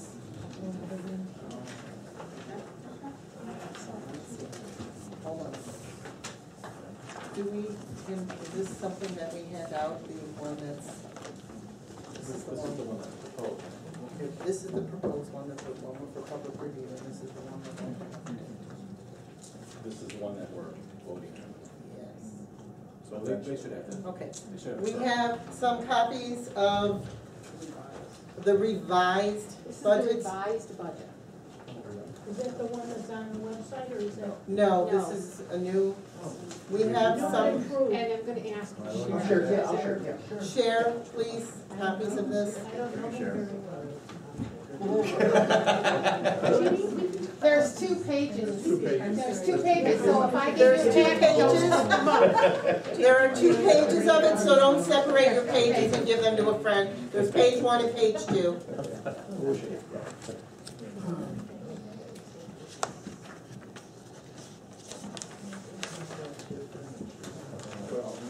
There's a reason they're yellow. Because we're gonna have to, the first thing on the thing is road and bridge.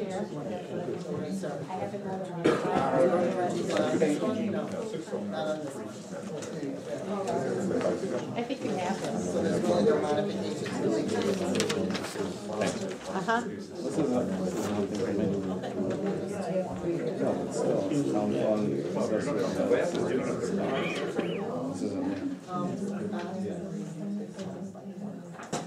These aren't even mine. They're not yours. No, they're not yours. No, this is just the one that we revised. There's no major changes on yours, Bob, because you're fabulously wonderful. I have one change, we related. All right, we're gonna start with the easiest budget because Bob is very, and I wouldn't say I'm not diligent about this, I'm just gonna say that we're working in order of the in-depthness of the budget. How does that sound? Okay? All right, so if you have your white copy, this one that has A in the corner, we are going to page E.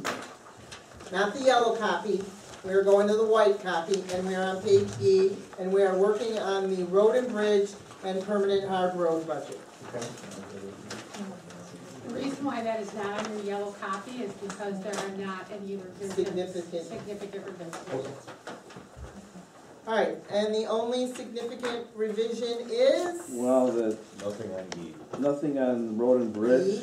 And again, when you guys look at this, you'll see that major discrepancy I'm talking about with income versus expenditures this year, because I have that money in there for the truck. That's just something I have to cover myself for in the event I need to do it. But when you look at that, when you look at road and bridge, you'll see what I'm talking about here. If you go right down the lines, you'll see like maintenance on equipment that we spend every year, and general liability insurance equals the income that we take in, and then we still have the rest of the lines that we have to deal with. So I've cut all those lines, like professional development I've cut down. If you look at my proposed for professional development, you'll see where those lines are cut down to just hundreds of dollars. where they used to be quite a bit more. And everything's down, you can see the lines as they go down there. A lot of them are in the hundreds, but I've cut down really to bare bones. So I just want you to be aware that, when I have a budget of 168 and an income of 62, I can understand what you're thinking in your head, but last year's budget, if you look at last year's budget again, I had just about the same. So last year I spent, 82 and I brought in 64. So I really, my deficit spending last year was 18,000. If I don't buy the truck again this year, it'll be the same. I'll have the roof, but the roof I don't have an option on. That's something I have to do. And then in permanent hard road, that shows a little deficit there, but actually it's going to, again, because like I explained to you guys, for permanent hard road, I have to inflate a lot of these lines because of the nature of the business that the highway department does. I have to be prepared for emergency situations. So there's a lot of lines there that are not what they will be at the end of the year. I think last year permanent hard road was, I think we ended up at 84% for fiscal year. So, but the only change you'll see on there is salt. I have 110,000. I've dropped it down to 90 as of actually today because I just finalized my order for the next coming year. We have to have our quantity in already for next year for the next 15 and 16 season. So, but if you have any questions on any of the line items, please ask Roy. Are there any questions for Bob on permanent hard road or road and bridge? No. And I would echo on Bob, you don't have to spend the budget, that's what I've always said since I've ever been on the board. You may have it in there like you inflate the budget, but you don't have to spend the budget. And I normally don't. I really don't, and I want you to be assured that I really don't, but you have to have it there, especially for my department, just in case. Okay, we are moving on, since there are none, we just covered 5 and 6, so we're gonna move on to number 7, which is on page D like Dave. All right,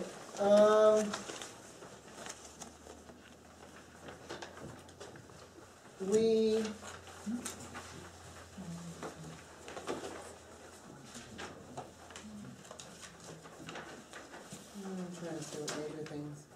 you'll notice we have 11,400 in discretionary. That is, discretionary is the grants. So that is where that would come out of. Under what heading is this?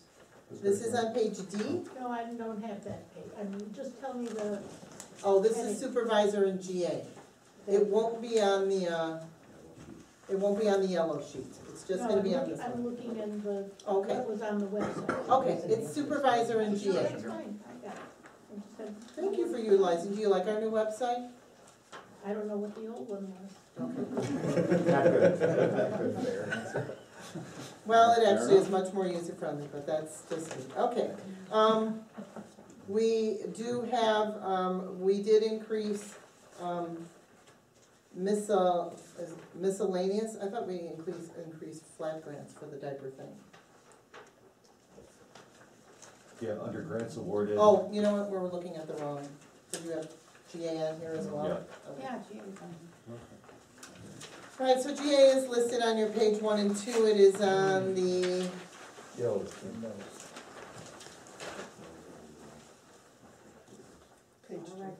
page 2, towards the bottom, starts with general services, middle of the page. So you'll notice there are a few changes there.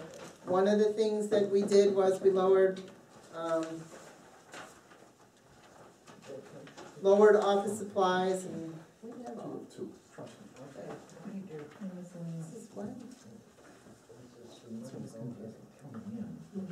it's fine like this one, because I understand this one.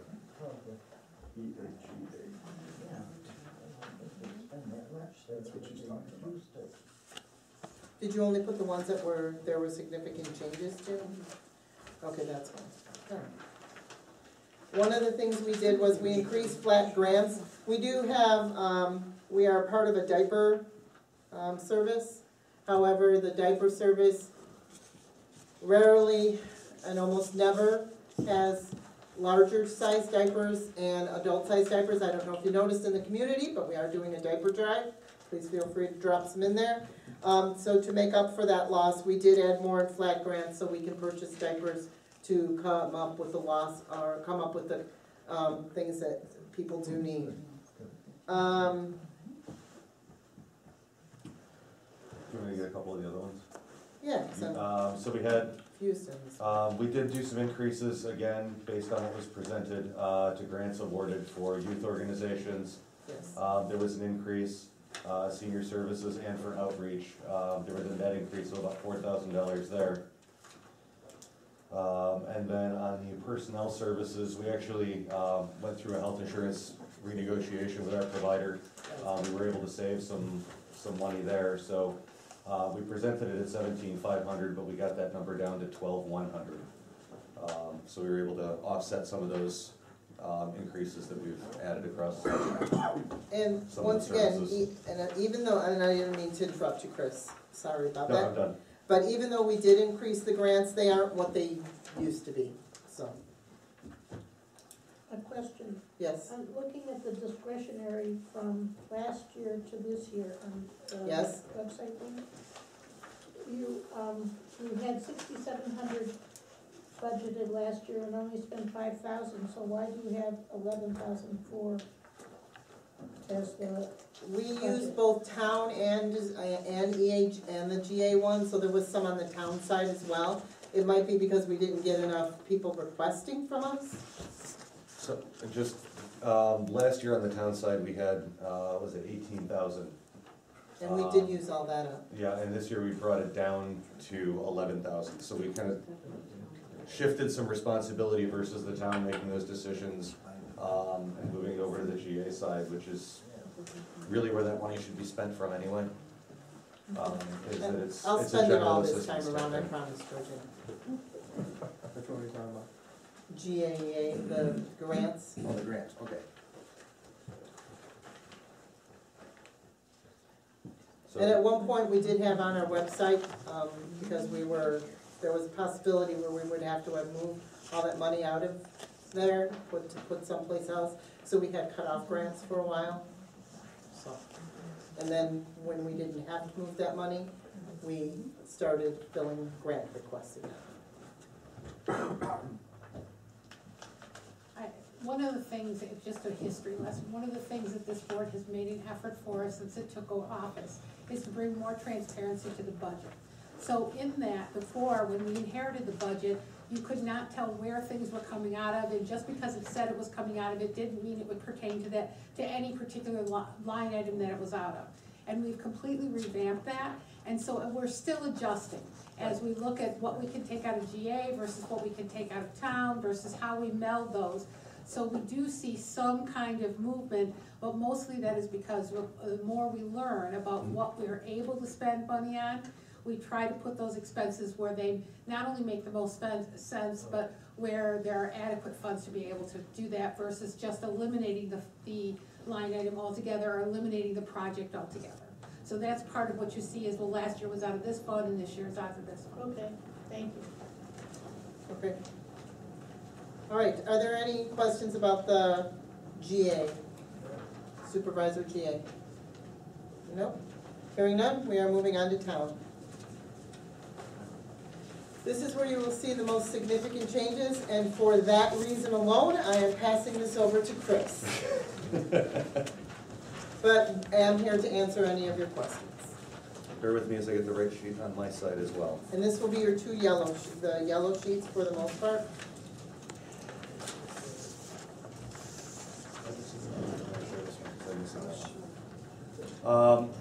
So over the course of the past few weeks, we've had a lot of intensive discussions, some of them lasting 2 and 3 hours here, regarding the various budgets and how we can break these out between the towns and the assessors fund. And as we've negotiated and discussed these different budgets with the assessors, there's been give and take on both sides. And it's been a very collaborative process, so it's been very positive. We worked on some other items as well, as far as refining some of our costs a little bit more narrowly, and I'm going to sort of do the walkthrough here as best I can. It was So, from the revenue side, those things haven't changed significantly. On the town side, our salary lines haven't changed over what was originally proposed. We've got a slight change to our landscaping contract. We're lowering that by $1,000. We were able to find a better contracted rate for that. We actually confirmed that about 5 o'clock this afternoon. Did you really? Yeah. Awesome. Yeah. So that's going down to 5,000 then, Chris? Landscaping's going to 6,000. What you're looking at on the yellow copy is it's already the done. final rate. Okay. So I'm just explaining the discrepancy between what was out for public and some of these things that have been discussed and continually revised. From legal services, we are reducing that to $7,100, but we are increasing our contingencies by $25,000. A lot of that's just an offset. Postage, we determined we were a little bit over budget on, we're reducing that by $500. Water and sewer, we had a lot of fluctuation last year due to some meter issues. We've got that all sorted out. And we've got our water bills back under control after some other changes, so we're reducing that number by $2,000 to what's presented on the yellow sheet. In terms of our trying to figure some of these things out, we had a 20-minute discussion on security monitoring, where that fee should come out of. We've added a new line item for security monitoring, as it's more of a utility than it is a subscription. That's been included in here for $600. And then in the capital outlay on the town side, we reduced the amount on the building by $15,000 and increased $15,000 on office equipment. All in all, there's a net change of $4,200 increase to what was on the original white sheets. From the assessor side, slightly more significant changes. Let me work along with you here too.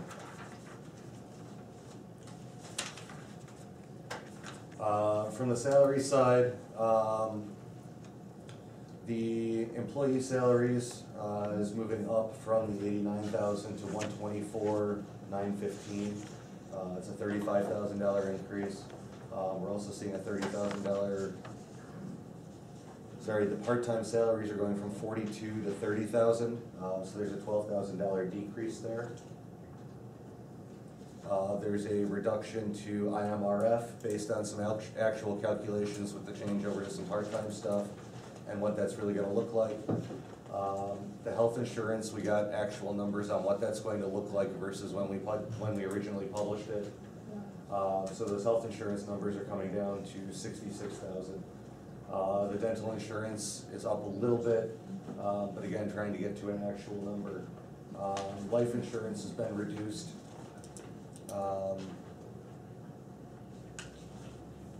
Life insurance has been reduced.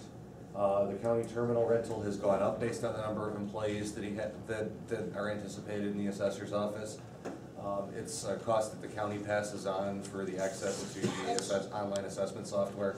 Actually, Chris, can we change that to county terminal licenses, because that's basically what it is. It's We paying can for the change the name as a licenses. matter of bookkeeping.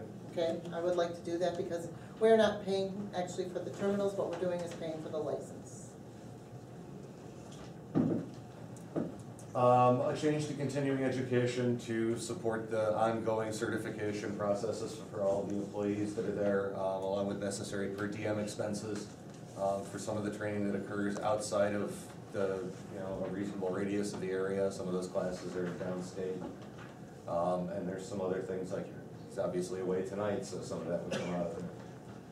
And then at the telephone line, an increase to account for the internet expenditure. All in all, there's a net increase to that side of the budget of $22,476. Questions on the town/assessor budgets? Hey, Chris, when the staff was laid off for the assessor's office, so that increased our unemployment cost, right? We paid out unemployment? Unemployment is flat. It's a flat percentage based on the first, I think it's 12,000 and change of every employee's salary, whether full-time or part-time. It's whether you use it or not, I mean, it's just flat. Right. Yeah, that's comes out of the total wage. Now, the rate might have gone up. I don't know, Okay, we the got a rate, rate okay. increase. We Okay. probably could have, but Dave's not here to answer that question. He would know that better than us. The rate's unchanged over last year. Unchanged, yeah. And we'll probably get nipped then, not the next winter, maybe. Now, that's the state unemployment as opposed to Right. any other type of. Yeah. stuff. Lisa? So this is 3 full-time employees in the assessor's office, salaries? On the salary employees, yes, and then the next line is part-time employee. Part-time. And then he's still working it out, but I believe it's 2 part-time persons.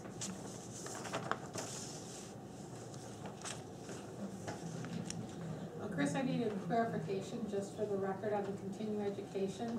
The increase in the continuing education was for expenditures from the assessor's office for continuing education, not for receiving certification.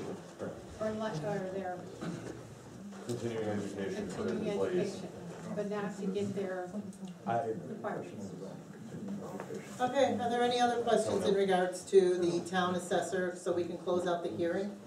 One question for Chris, right? On page 2 of 2, the bottom, at the bottom, 22,812 in parentheses, what is that? I'll comment on that a little bit later. Okay. There's some numbers on here that were sort of some running totals. This was originally prepared for the board. I didn't know this was gonna be distributed out as well. So there's sort of they're footnote numbers for discussion purposes. As you'll notice, this was a draft document. It was a working document that we were working off of. Okay. All right, any other questions? We'll probably still be working on the budget today, we're actually voting on it. That's in about, That's today, Bill. that's in a few minutes, Bill. Can I have a motion to adjourn? I so moved. A second? Second. Trustee DeGrove, trustee DeLamar. Roll call, please.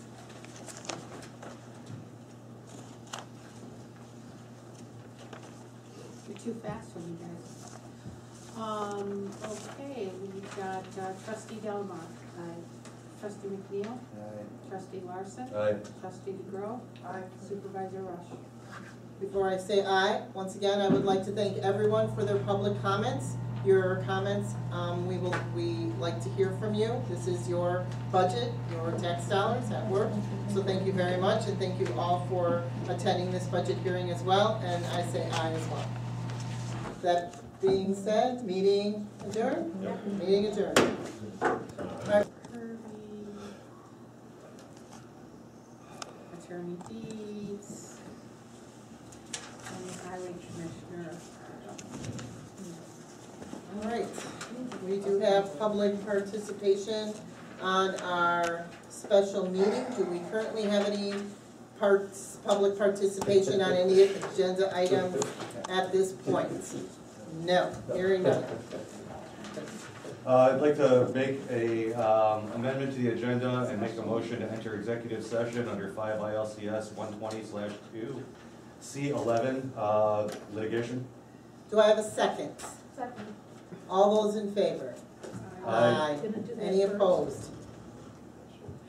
We're going to go in executive session in the other room. We'll be back in about 15 minutes. Larson, Dillamar, what?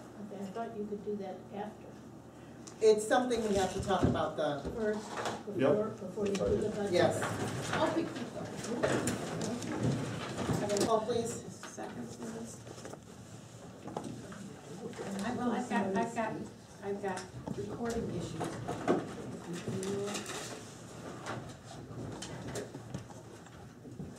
Back from executive session. Let's see, moved and seconded, trustee Larson. Aye. Trustee DeGrove. Aye. Trustee Delamar. Aye. Trustee McNeil. Aye. Supervisor Rush. Aye. Okay. All right, we have we already did that part. Okay, discussion and action on 2015-2016 road and bridge budget. We're going to call it Budget appropriation ordinance for the road and bridge fund. and we are calling it 2015-3- 23-RBB.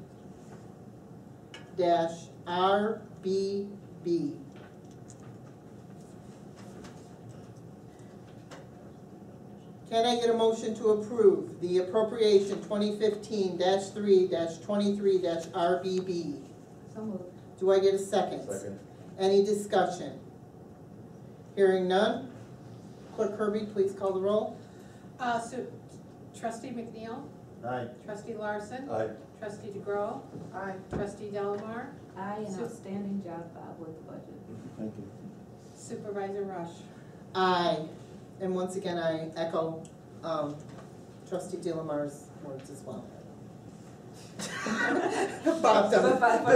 Bill does it. Don't blush, Bob. You're not here for Yeah. Yeah, there you go. All right, next.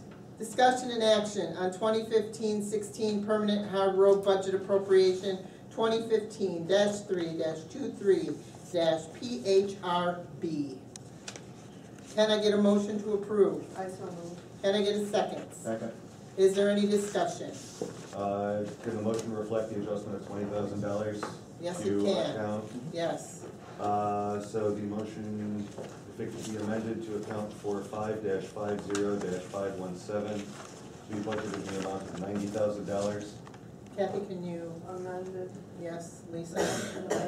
Who seconded? I did. You Yeah. second it? All right. Yeah. With the amendment, any other discussion? Clerk Kirby, roll call. Trustee Delamar, Aye. trustee McNeil, Aye. trustee Larson, Aye. trustee DeGrove, supervisor Rush. Aye. Discussion and action on 2015-2016 Supervisor GA Budget Appropriation 2015-3-23 GAB. Can I get a motion? Motion to approve the 2015-3-23-GAB as presented on the yellow sheets in front With of the the board. amendments, As amended. as amended. Second. Any discussion? Hearing none. Clerk Kirby? Trustee DeGrove, trustee Delamar, Aye. trustee McNeil, Aye. trustee Larson, Aye. supervisor Rush. Aye. Discussion and action on 2015-2016 town budget appropriation of funds. That would be 2015-3-23-TB. Can I get a motion to approve? I'll make the motion to approve 2015-3-23-TB as amended. And can I get a second? I'll second that. And discussion. Hearing none. Clerk Kirby, please call the roll. Trustee DeGrove, Nay. trustee Delamar, Aye. trustee McNeil,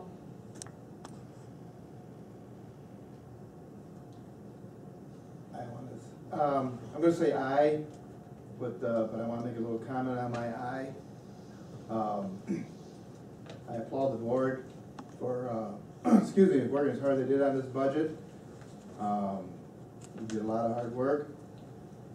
Unfortunately, we are in a situation that we're in because of previous board's actions. And me being a senior member of the board warned them about this day. The day came. And let everybody know when you're running for politics that it's not always that easy. Oh, we can cut this, we can cut that. It's not always that easy to cut. Unless you want to cut in the budget. You want to lower the levy, that's fine. You want to lower your income coming, that's fine. And especially the assessor who was on this board when we did this, I told him you're going to be in trouble someday. Doesn't want to cut. With that being said, I do approve this budget, and I'll live with it. I hope everybody else does too. trustee Larson, I want to echo Trustee McNeil's remarks, and you know, make sure that I state for the record that it's not an ideal budget, but it is an unusual year. It's an unusual set of circumstances around it.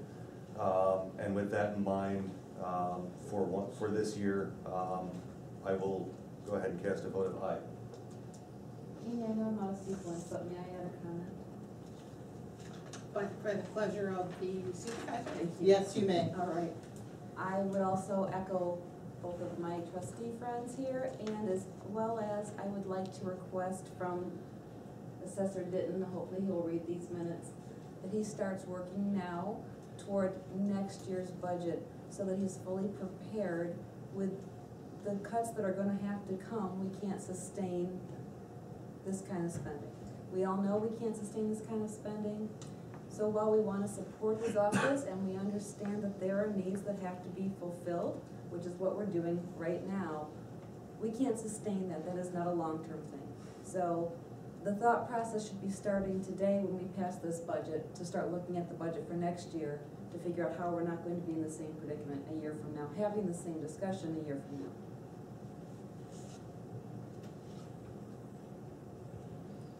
I need shorthand. I'm sorry. All right. You I have a typed it. tape recording. So noted. Supervisor Rush.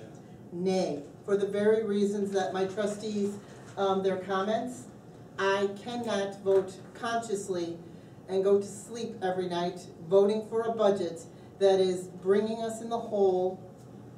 Is that $97,000? $97,000, $812. I cannot look you all in the eye and tell you I voted for this budget. Motion carries. All right, do I have any more public participation based on anything that you heard up to this point?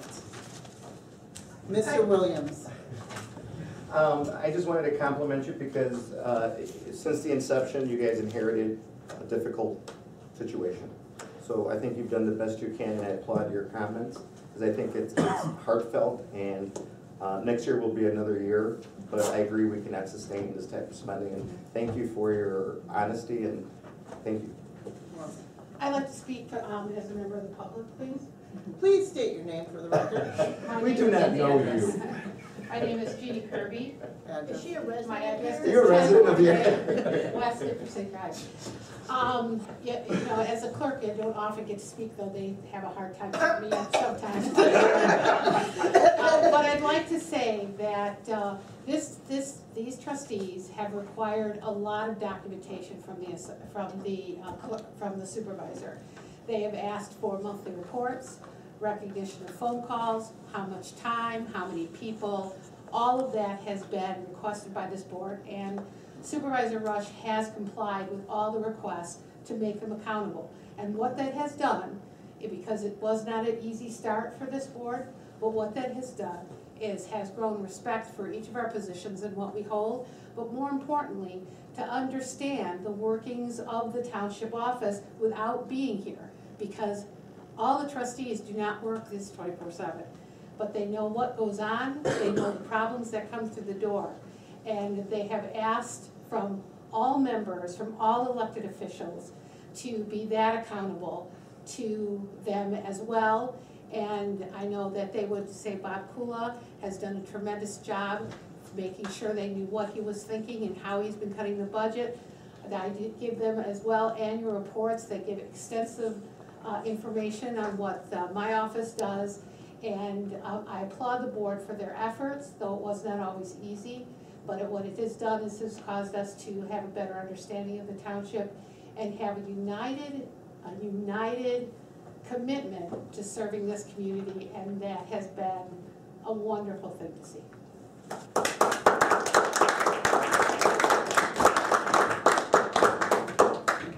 Can we require that of the assessor as well?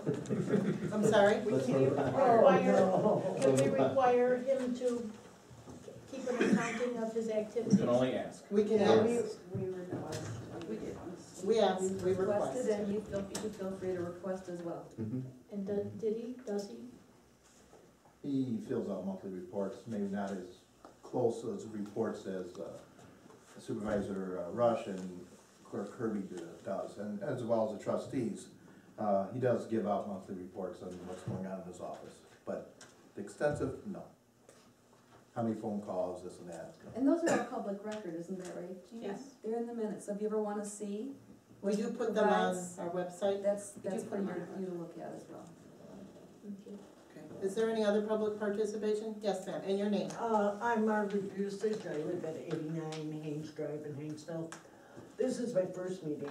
Well, thank you very much and welcome. Chickadee told me to come, and I'm a neighbor of Chris. I think it's marvelous what you've done with what you had to do with this budget. And you're over because you needed to be over, because you couldn't find any other way to go. So be it. You can't change it, I don't think. Thank you. Thank you very much. Your comments are very appreciated. Anybody else? Hearing none, can I get a motion to adjourn? So moved. That was Trustee McNeil. Do I have a second? Trustee Larson, all those in favor? Aye. Any opposed? Hearing none, meeting adjourned.